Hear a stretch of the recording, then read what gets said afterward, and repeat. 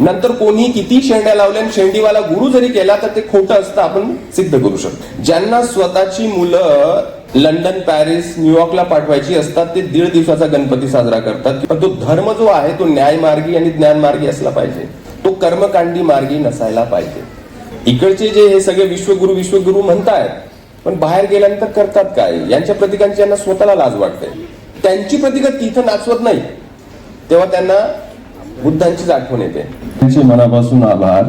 स्त्री पुरुष हा जो प्रश्न आहे त्याच्याविषयी वेगवेगळ्या चौकटीतून पाहिलं जातं आणि मी कुठल्या चौकटीतून या विषयाकडे पाहतो त्याविषयी आधी माझी भूमिका स्पष्ट करणं हे मला महत्वाचं वाटतं. कारण जी प्रस्थापित चौकट आहे आपल्याकडे, त्या चौकटीत या प्रश्नाकडे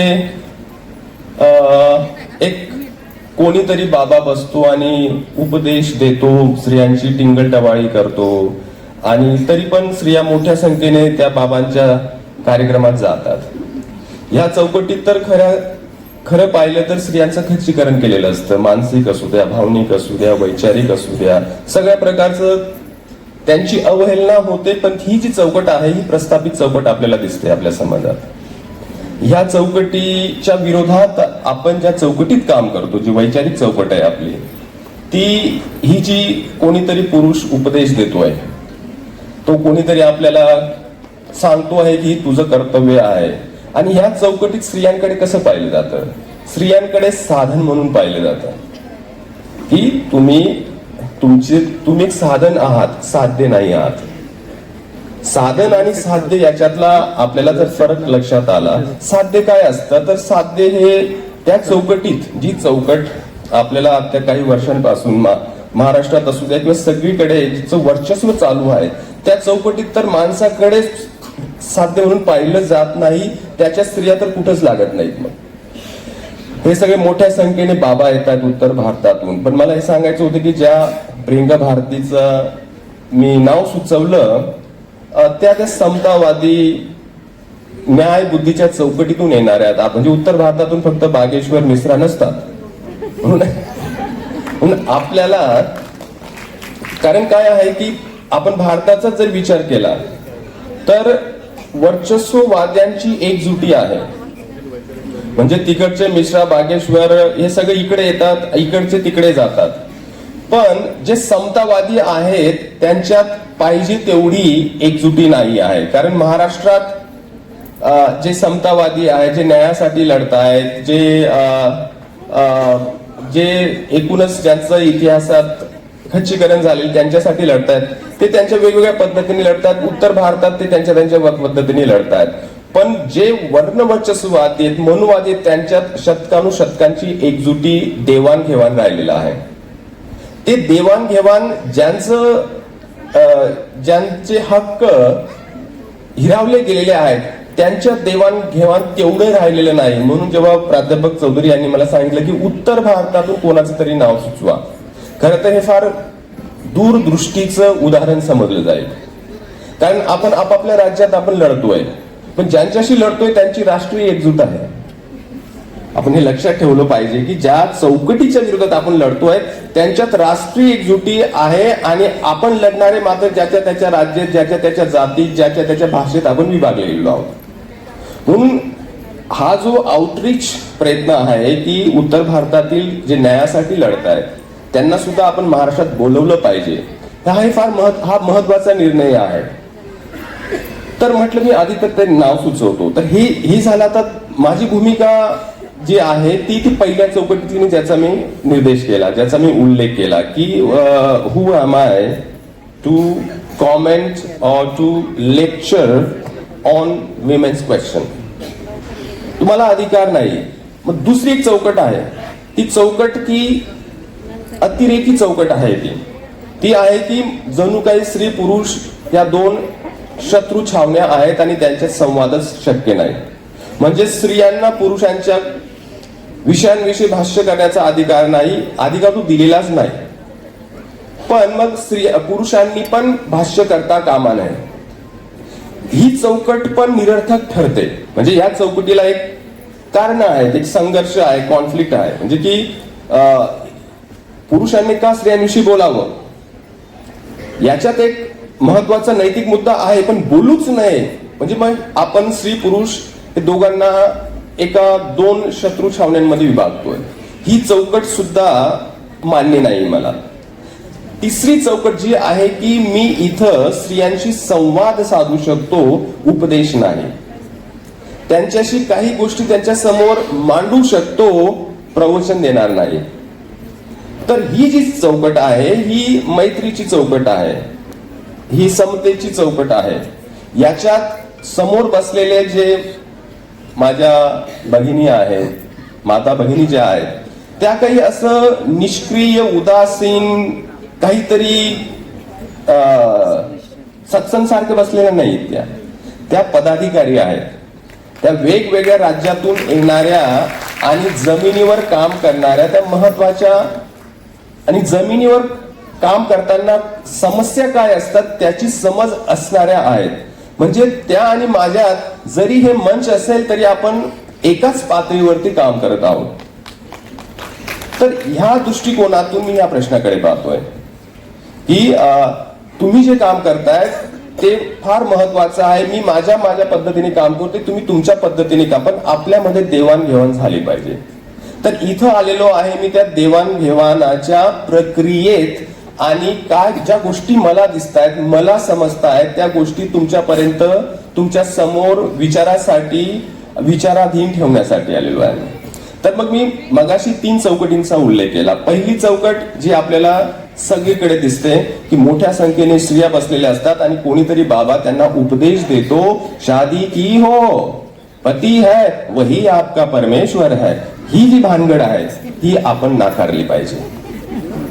ही जी भानगड आहे ही ऍक्च्युली आता कुठल्याही, जेव्हा आपण भव्य दिव्य साहित्यात काय म्हणतो की स्त्री ही मानवतेची अग्रदूत आहे असं म्हटलं जातं, मग स्त्रीला मागे का ठेवलं जातं? हा जो विरोधाभास आहे आपण पावलोपावली आपल्याला दिसतो.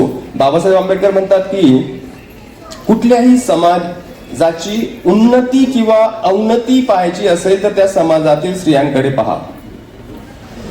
त्या समाजातील स्त्रिया उन्नत असतील तर तो समाज उन्नत आहे.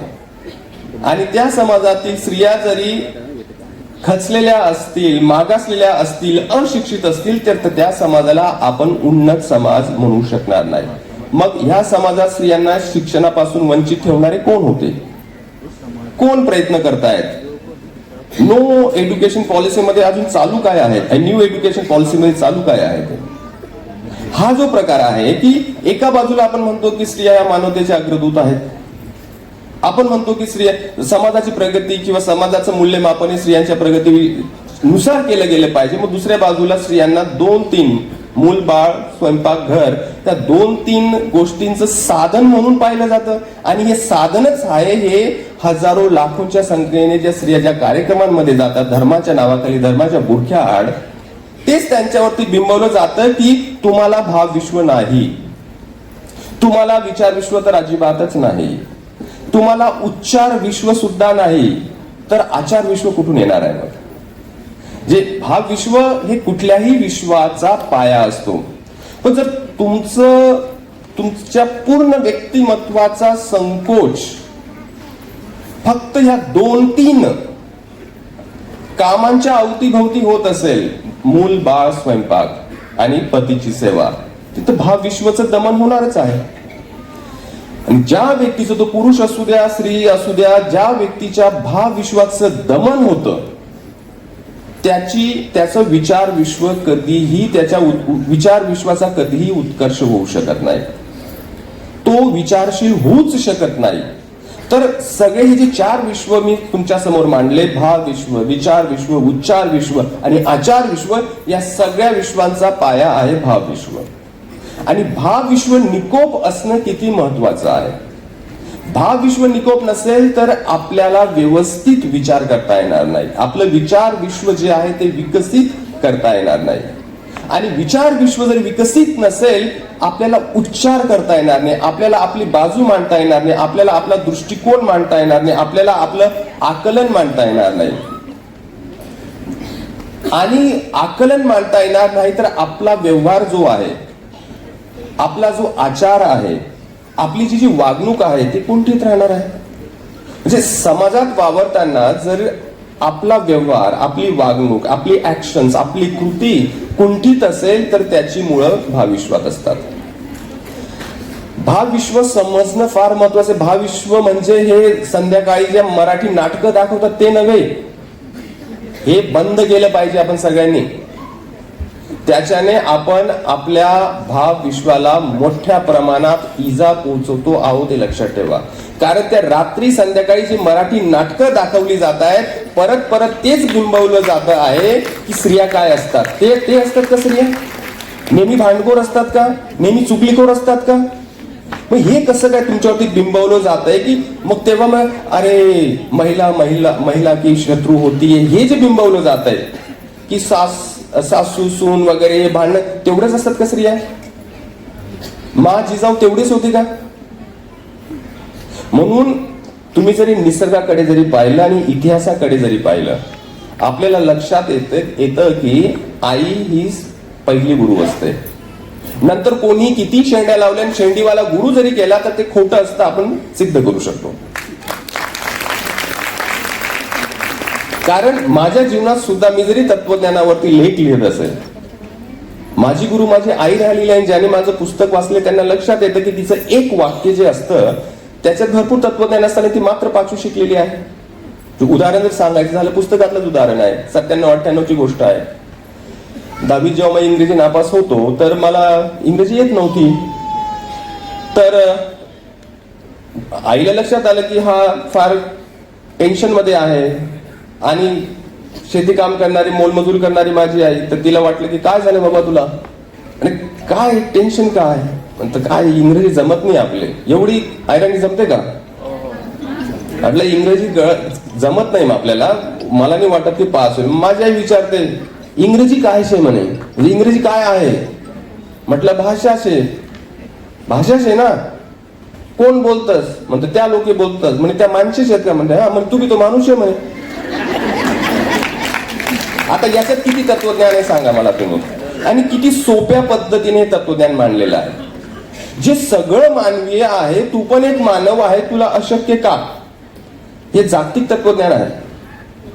याच्यासाठी काय कुठे दीक्षा घेण्याची किंवा कुठं ह्याची गरज नाहीये, कुठं बाबा मठात जाण्याची गरज नाहीये. हे जगण्यातून येणारं तत्वज्ञान. म्हणून आपण जेव्हा भारतीय तत्वज्ञानाकडे पाहतो, फक्त हे जे शेंड्या लावून पाहणारं तत्वज्ञान एकमेव तत्वज्ञान नाही भारताचं. भारतात विविध तत्वज्ञान आहे, त्याचा शोध आपण घेतला पाहिजे. जे विधायक आहे ते वेचलं पाहिजे. ते विधायक वेचण्यासाठी आपल्याला ज्ञान मार्ग पत्करावा लागेल.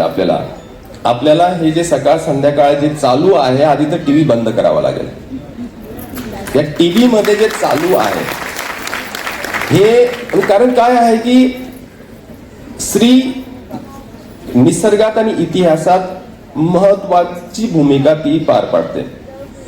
जरी अनुल्लेखाने जरी तिला इतिहासात तिचा उल्लेख केला असेल तरी सुद्धा हे भाषणांपुरतं का असेना लोक मान्य करतात. वास्तवात परत आपण मान्य करत नाही. काय काम करते तू, घरीच तर राहते. घरी राहते म्हणजे काय करते जी, आणि त्यातल्या त्यात आपण ज्या सामाजिक पार्श्वभूमीतून येतो त्याच्यात जे आपलं जमिनीचं तत्वज्ञान आहे, जमिनीचं ज्ञान आहे, किमान ते तत्वज्ञान आपण जिवंत ठेवलं पाहिजे. ते तत्वज्ञान कुठेतरी बैठकांमध्ये जाऊन विसरता कामा नये. शक्य असेल तर बैठका टाळा. म्हणजे तुम्ही बसलेले आहात, तुम्हाला याची कल्पना आहे, पण तुम्ही जिथं जातात, ज्या स्त्रियांच्या संपर्कात येतात, त्या स्त्रियांचं एकूण जरी सगळ्यांना अवकाश आणि वेळ सारखाच असतो 24 तास. आणि तो जो अवकाश आहे त्या अवकाशामध्ये आपण त्या अवकाशाचा, त्या वेळेचा वापर वेगवेगळ्या पद्धतीने करतो. ज्यांना स्वतःची मुलं लंडन, पॅरिस, न्यूयॉर्कला पाठवायची असतात ते 1.5 दिवसाचा गणपती साजरा करतात किंवा दुसऱ्याच्या घरी जाऊन पूजा करून येतात. ज्यांना आपली पोरं फक्त झेंडे घेण्यासाठी किंवा मारामारण्या करण्यासाठी पाठवायची असतात, आपण 11 दिवसाचा पूर्ण गोंधळ लावतो.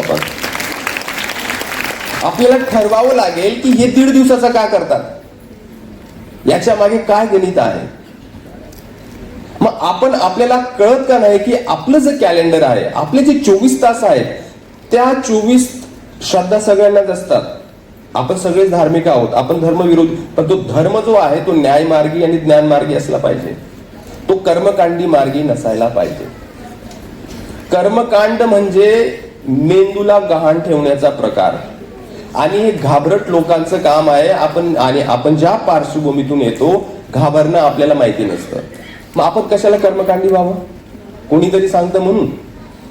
तर आधी तर आपले 24 तास आहेत, आणि दिवसातले 24 तास आणि 7 दिवस आणि महिन्यातले जे दिवस असतात ते आपण आधी त्याचं व्यवस्थित त्याच्याकडे पाहिलं पाहिजे की याच्या ज्ञान मार्गासाठी, निकोप जगण्यासाठी कुठल्या कुठल्या गोष्टी अडचणीच्या आहेत त्या आपण बाजूला सारल्या पाहिजेत, आणि त्या गोष्टी कोणी टाकलेल्या आहेत त्यांना शोधलं पाहिजे, आणि का टाकलेल्या आहेत ते पण आपण शोधलं पाहिजे. त्या काय अशाच गोष्टी भरलेल्या नसतात तुमच्या कॅलेंडरमध्ये. आपलं कॅलेंडर जे असतं हे तेवढं निरागस नसतं, त्याच्यातच षडयंत्र असतं. आपण जे घरात कॅलेंडर लावतो ना, तिथूनच सुरुवात होते. म्हणून आधी आपण कॅलेंडरकडे पाहिलं पाहिजे की ह्या कॅलेंडरमध्ये ज्या गोष्टी भरलेल्या आहेत त्या सगळ्यांसाठी समान पद्धतीने लागू होतात का. गावातला व्यक्ती त्याच्यासाठीचं कॅलेंडर, दिल्ली मुंबईत राहणारा व्यक्ती त्याच्यासाठीचं कॅलेंडर, त्या जातीचा व्यक्ती त्या जातीचं कॅलेंडर, आणि कॅलेंडरनुसार आपला उत्कर्ष, उन्नती किंवा अवनती किंवा अधोगती होत असते. म्हणून आपण जेव्हा संपर्कात जातो, समाजाच्या संपर्कात जातो, फार छोट्या छोट्या उदाहरणांनी आपल्याला काम करावं लागेल. आधी तर कोणाला आपल्या मूलबाळांची चिंता नसते हे सांगा मला, सगळ्यांनाच असते. आणि तोच आपला मुद्दा असला पाहिजे की मूलबाळांचं शिक्षण, योग्य रोजगार, आणि जेव्हा योग्य शिक्षण आणि योग्य रोजगार आणि चांगलं जीवन जगायला मिळतं तर आपण अजून चांगल्या रीतीने धार्मिक होत असतो. जेव्हा आपल्याकडे रोजगार नसतो, आपल्याकडे व्यवस्थित शिक्षण नसतं, तर आपण कर्मकांडी आणि लबाड बनत असतो.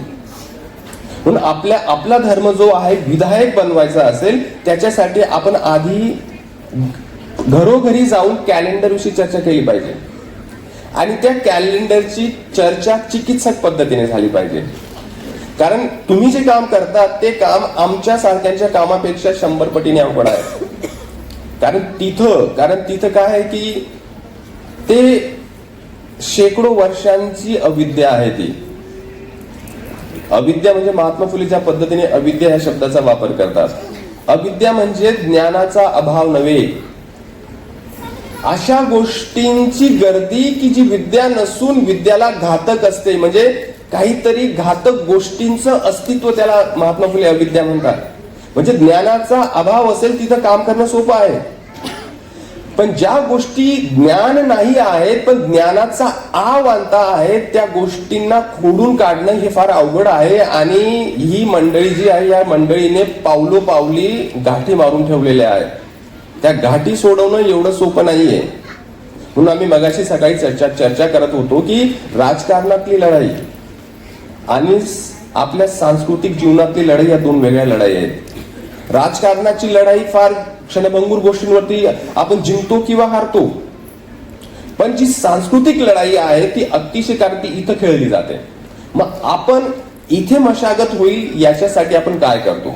आणि मराठा सेवा संघाच्या अंतर्गत जे विविध उपक्रम घेतले जात आहेत ती तीच दूरदृष्टी आहे की आपण सांस्कृतिक गोष्टींमध्ये आपल्याकडे भरपूर साधनं आहेत, आपल्याकडे भरपूर विधायक विचारांचं साहित्य सुद्धा आहे.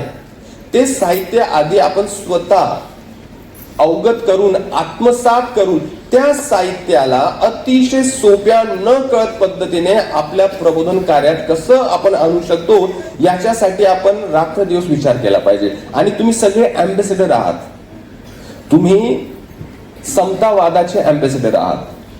आणि अँबॅसेडरचं काम काय असतं की आपण जे आहे ते, आपल्याला प्रत्येक घरात एक वेगळी मानसिकता दिसते आणि आपला हेतू आपल्याला माहिती आहे की न्यायाकडे, समतेकडे, ज्ञानाकडे आपल्याला आपल्या समाजाला घेऊन जायचं आहे.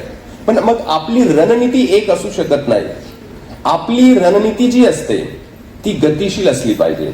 आपल्या रणनीतीत त्या परिस्थितीत कुठल्या गोष्टी ते समजण्याचं ती जी आपण सतर्कता म्हणतो, आपण जी विजिलन्स, ते असलं पाहिजे. मग त्याच्यासाठी आहे की घरातल्या ग्रंथालयाचा आकार सतत वाढला पाहिजे आणि टीव्ही जवळपास बंदच राहिली पाहिजे. आणि ज्या बंधू आणि भगिनींच्या घरातला ग्रंथालयाचा आकार वाढत जाईल त्याला तुम्ही छोट्याशा खेड्यापासून कुठेही टाका, तो त्याचा सांस्कृतिक लढा, त्याचा जो सांस्कृतिक कणा, त्याचा जो वैचारिक कणा, तो एवढा सशक्त असणार आहे की समोरची छावणी एकतर क्षणापुरता का असेना नतमस्तक होईल किंवा समोर येणार नाही. पण तुम्ही वैचारिक आणि सांस्कृतिक आपण पातळीवरती जर आपण कमजोर असू तर आपण लगेच शरण जातो. शरण जाणं, मग तुम्ही भौतिक दृष्टी कितीही करोडपती असा, पण सांस्कृतिक वैचारिक दृष्टीने जर आपण शरण जात असू तर मग लढा अजून फार काळ चालणार आहे.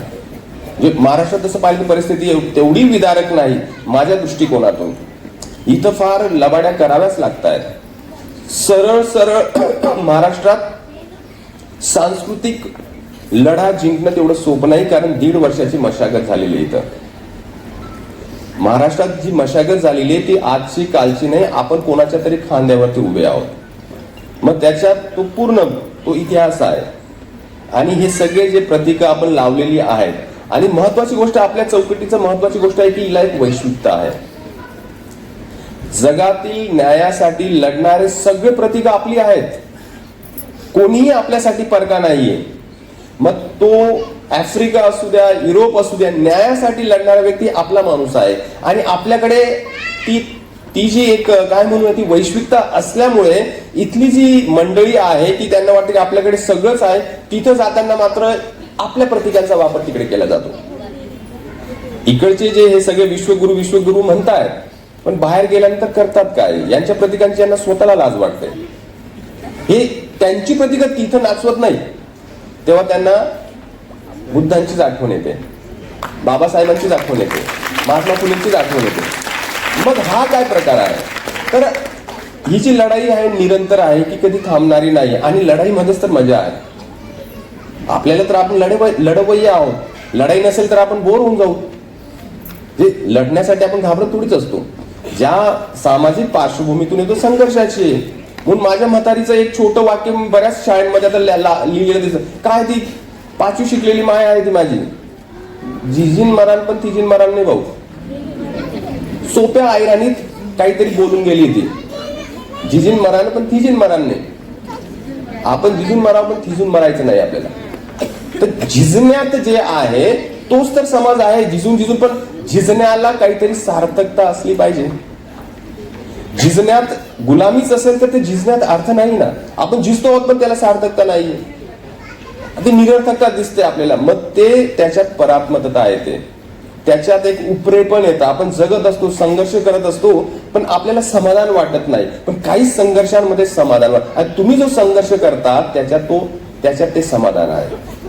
हा जो परिवार उभा केलेला आहे तुम्ही, हे जे कष्ट उपसले आहेत, ही एवढी पूर्ण महाराष्ट्रातून एवढे प्रतिनिधी, एवढे पदाधिकारी इथं जुळवणं, हे काय छोटी गोष्ट आहे?